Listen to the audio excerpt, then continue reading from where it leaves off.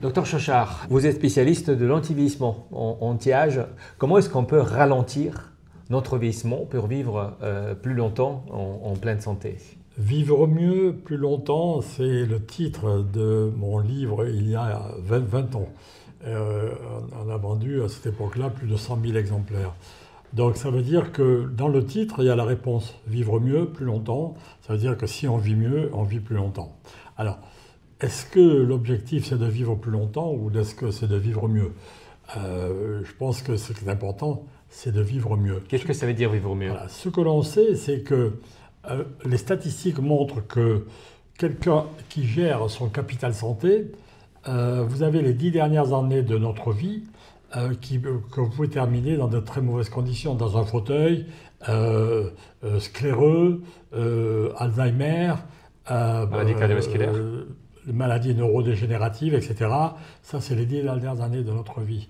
Donc je pense qu'en gérant son capital santé, moi j'aime bien la notion de gérer le capital santé. Ça veut dire quoi? En gérer le capital santé, c'est contrôler d'une part sa vie hormonale, sa vie endocrinologique, son poids, sa taille, son activité physique, sa nutrition, donc, et sa vie sexuelle, et son rapport avec son entourage. Hein. Tout ça, c'est la vie, c'est l'addition d'une vie agréable. Hein. Donc ça veut dire que on peut complètement changer les 10 dernières années de la vie des gens, et on peut également, je suis persuadé, mais on ne peut pas le démontrer, qu'on peut prolonger aussi la vie d'un individu. Je vois bien ma clientèle que j'ai à Paris, bon, évidemment, je l'ai depuis longtemps, elle vieillit avec moi, mais elle vieillit moins vite que la clientèle de mon voisin médecin généraliste qui ne gère pas le capital santé. Donc je ne sais pas, mais j'ai l'impression. En tout cas, j'ai la certitude qu'on peut vieillir moins vite. Ça, c'est un bon titre aussi, une bonne approche. Vieillir moins vite, c'est manger comme il faut, mastiquer, digérer, avoir une activité physique et bien sûr avoir des traitements hormonaux de substitution hommes et femmes. Parce que l'homme a besoin, comme la femme, d'un traitement hormonal de substitution et parfois même l'homme a besoin avant. Donc contrairement à ce qu'on peut croire, la femme c'est plutôt aux alentours de la cinquantaine qu'elle va. Mais l'homme c'est beaucoup plus difficile à diagnostiquer. Parce que la vie génitale d'un homme n'est pas la même que la vie génitale d'une femme. Oui. On n'a pas de gynécologue, on n'a pas d'enfant, on n'a pas de règles, donc on n'a pas de... on a un urologue, mais un urologue, c'est les maladies des voies urinaires, c'est pas vraiment un endocrinologue. Donc des andrologues, il y en a très peu. Donc, et puis des médecins internistes qui sont branchés médecine préventive du vieillissement chez l'homme et traitement hormonal de substitution chez l'homme, il n'y en a pas beaucoup non plus. Hein. Donc, pourquoi? Parce que la demande n'existe pas non plus. Si la demande existait comme en médecine esthétique, où il suffit de faire une annonce sur Instagram ou je ne sais pas quoi, donc vous avez tout de suite 100 personnes qui viennent. Donc là, ça ne se passe pas comme ça. C'est beaucoup plus délicat, hein, parce qu'on touche à la partie sensible de l'individu. On touche à sa vie psycho-affective, sa vie sexuelle, parce que tout ça pour dire que le meilleur témoin pour un homme, c'est si le matin, l'érection matinale disparaît, et les érections spontanées. Et ça arrive donc aux alentours de 40-45 ans. C'est le début où il faut commencer à faire le traitement hormonal de substitution à la testostérone, donc qui est une hormone qui est l'hormone de l'homme, c'est l'hormone du muscle, c'est l'hormone de l'os, c'est l'hormone du cœur, parce que le cœur est un muscle, c'est l'hormone du cerveau, parce que le cerveau ne peut être érotique qu'avec des hormones sexuelles, que ce soit la testostérone pour l'homme, mais aussi pour la femme, que ce soit les oestrogènes ou la progestérone pour la femme. Donc les hormones sont des hormones qui érotisent le cerveau, qui nous rendent vigilants, actifs, énergétiques, dynamiques. Hein. Donc tout ça, c'est que dès que vous donnez un traitement hormonal de substitution à un homme, vous sentez tout de suite, il est presque un peu agressif, mais il refait du muscle, de l'os. Il voit donc ses capacités érectiles, spontanées qui reviennent. Donc, et en même temps, lorsqu'il a un rapport sexuel, il sent bien que son sexe est beaucoup plus ferme et que sa pénétration est beaucoup plus intense.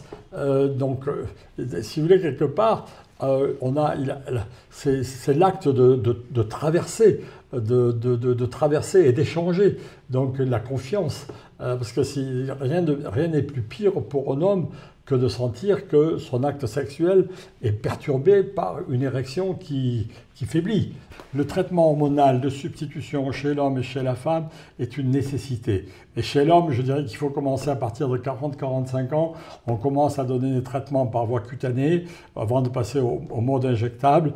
Pareil, il n'y a pas que la testostérone, il y a aussi les hormones thyroïdiennes, il y a aussi l'hormone de croissance, il y a aussi le cortisol, l'hormone du stress. Toutes ces hormones-là sont perturbées. Docteur Chochard, l'homme et la femme, jusqu'à quel âge on peut faire l'amour? Ah, ça, c'est une belle question. Il n'y a pas d'âge.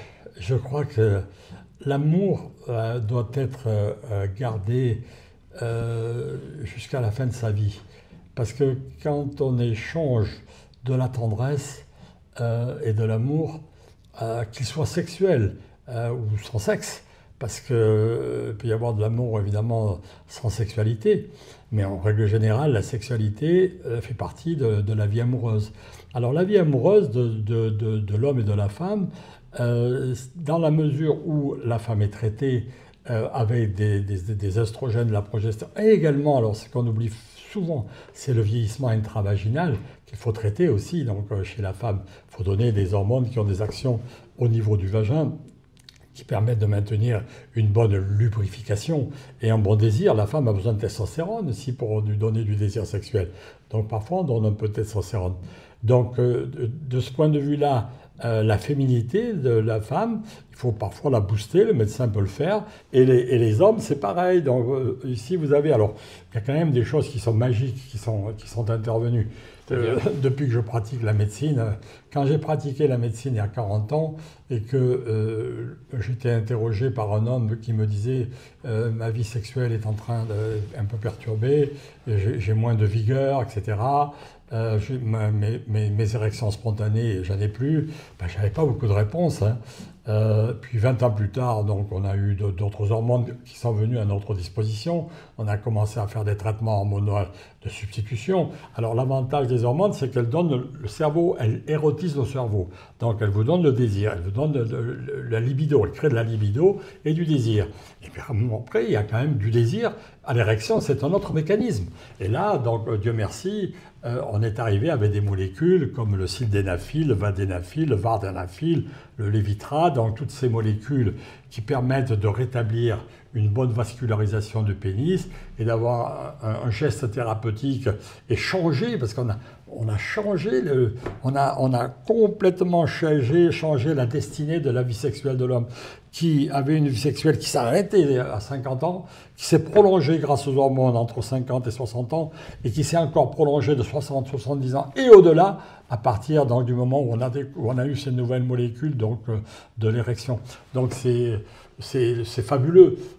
C'est fabuleux d'avoir vécu ça, parce que moi j'ai vécu du zéro, du néant, jusqu'à aujourd'hui avec une thérapeutique où je transforme, et nous transformons, nous les médecins, nous transformons la vie d'un homme, hein, comme la vie d'une femme.